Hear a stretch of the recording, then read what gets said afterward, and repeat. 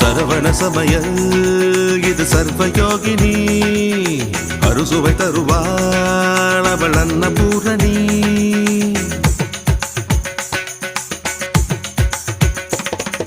சரவண சமயல் இது சர்வயோகினி அறுசுவை தருவாள் அவள் அன்னபூரணி.